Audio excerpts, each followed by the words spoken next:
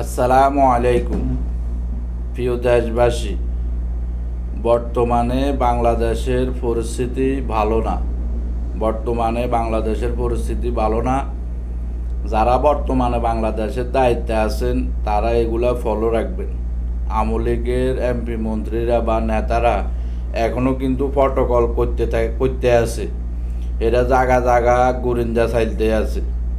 এমনকি আওয়ামী লীগের অনেকজনে যারা আওয়ামী লীগ ক্ষমতা থাকা অবস্থায় এদেরকে চাকরি দিছে, এরা কিন্তু এখনও আওয়ামী লীগের গুণগান গাইতেছে। আপনারা এগুলোর দিকে একটু সতর্ক থাকবেন। যে পুলিশগুলা বা যে সরকারি চাকরিগুলা, যে অনেক ক্ষেত্রে যে সরকারি চাকরিগুলা অনেকজনে পাইছে এই আওয়ামী লীগ সরকার ক্ষমতা থাকা অবস্থা, আপনারা এগুলো একটু জাস্টিফাই করে দেখবেন। আসলে কি মেধার মাধ্যমে চাকরিগুলা পাইছে, আসলে কি ট্রেডিংয়ের মাধ্যমে চাকরিগুলো পাইছে, না ঘুষ দিয়ে টাকা দিয়ে চাকরিগুলো পাইছে। আপনারা এগুলো একটু জাস্টিফাই করে দেখবেন। আওয়ামী লীগের আমলে কিন্তু অনেক মানুষ পুলিশ হয়েছে, অনেক মানুষ র্যাব হয়েছে, অনেক মানুষ আর্মি হয়েছে, অনেক মানুষ সরকারি চাকরি পাইছে। এরা কিন্তু যে হিসাবে একটা তালিকা শুনতেছি যে 40 লাখ, 30 লাখ, 50 লাখ টাকা দিয়ে এরা এই ঘুষ দিয়ে চাকরিগুলো পাইছে। এদেরকে যত তাড়াতাড়ি পারেন এদেরকে চাকরি থেকে ক্যান্সেল করা হোক, নতুন করে মেধার মাধ্যমে, যোগ্যতার মাধ্যমে এদেরকে নিয়োগ করা হোক, চাকরি দেওয়া হোক।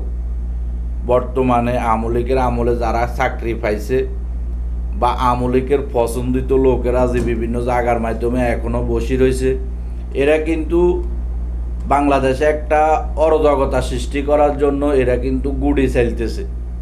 বাংলাদেশে একটা অরাজকতা সৃষ্টি করার জন্য বাংলাদেশে একটা গুড়ি চাইতেছে, এটা কিন্তু বোঝা যাইতেছে। এখন কিন্তু বর্তমানে যারা আওয়ামী লীগের এমপিগুলো দেশের থেকে ফালাই গেছে, এরা কিন্তু বিভিন্ন টকশোর মধ্যে আসি অনেক ধরনের কথা বলে। এখনও কিন্তু এদের শরীরের যে তেজ এখনও কিন্তু যায় না।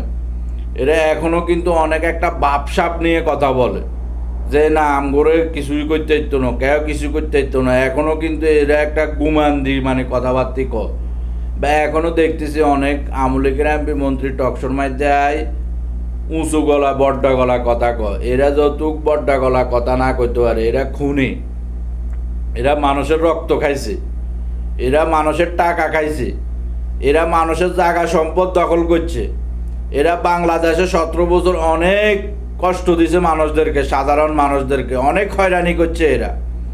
এদের কোনো বড় কথা হবে না, এদের কোনো বড় কথা চলবে না। আপনারা বর্তমানে যারা বাংলাদেশের দায়িত্বে আছেন, আপনারা এগুলো জাস্টিফাই করে দেখবেন। যারা টাকা দিয়ে চাকরি পাইছে বিভিন্ন কোটাকারে, এদেরকে যত তাড়াতাড়ি পারেন এদেরকে চাকরি থেকে বহিষ্কার করা হোক। মেধার মাধ্যমে, যোগ্যতার মাধ্যমে চাকরিতে নিয়োগ করা হোক।